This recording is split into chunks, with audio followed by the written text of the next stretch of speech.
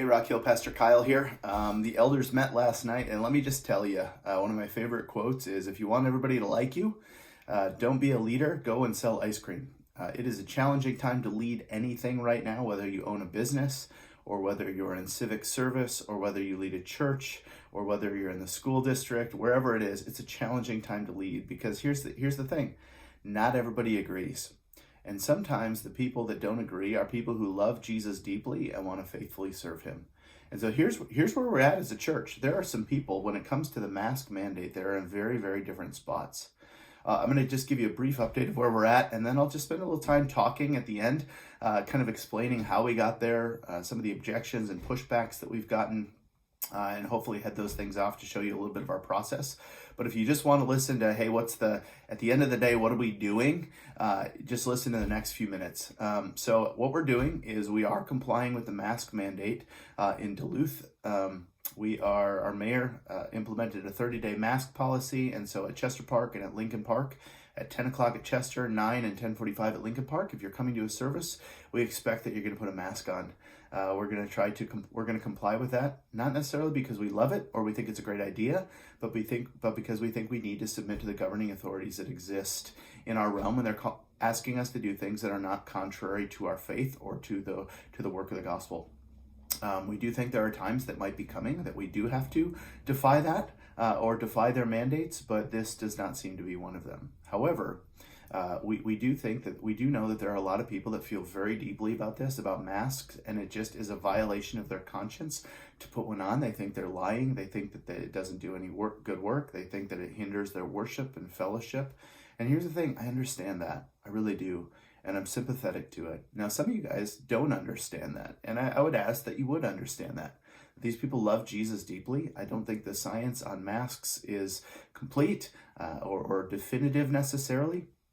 However, we do have a mandate from our government that we comply with that. Now, that being said, for those who have a deep violation of conscience, we're going to actually stream over a service to our Superior location at 10 o'clock where there isn't a mask mandate in place, where people are welcome to just kind of live their consciences. And so this is not a long-term solution. We're just streaming a service, and we'll have someone there to welcome and greet and kind of run the service. But we'll if that's just a no-go for you, then we do want to make allowance for you as well. If you're thinking, oh my goodness, that's totally getting around, well, no, we're submitting to our governing authorities in the realms that we need to, and people just land differently on this stuff. Now, how do we get there?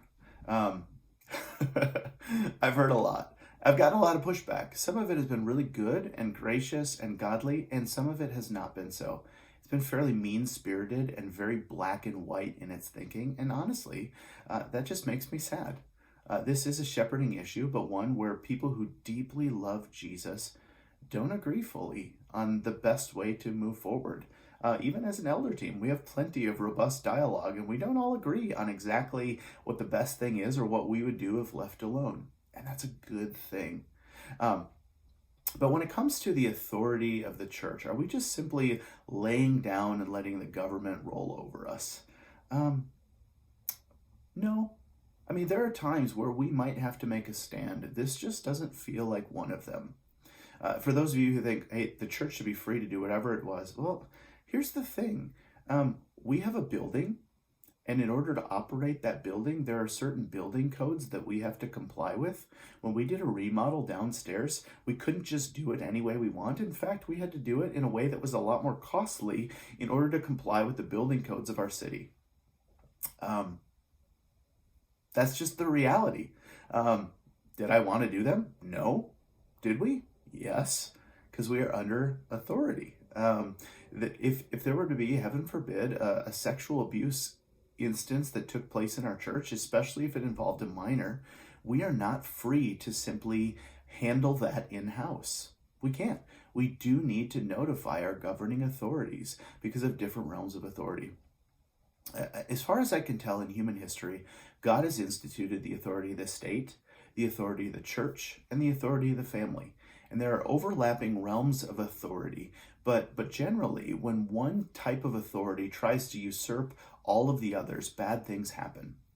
A man is to be an authority in the context of his home as a servant leader who loves and serves Jesus. But that doesn't mean that he has ultimate authority to do whatever he wants.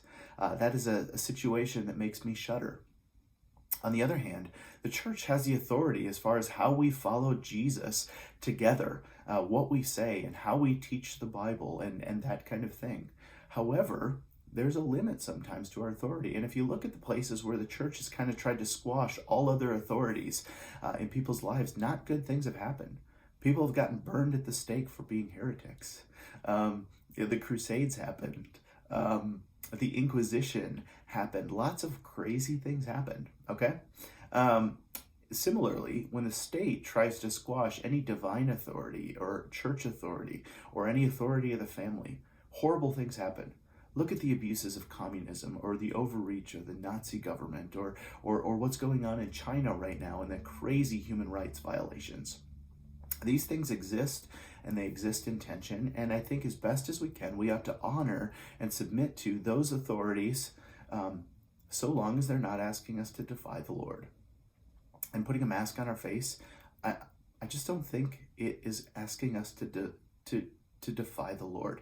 Now, if your conscience simply doesn't allow you to because you feel like it's lying, it's living in fear, I understand that. I don't agree with it, but I do understand that. And I'm not questioning your faith or your love for Jesus. That's why we're making allowance for that. We're trying to think strategically and within the bounds of what we can do.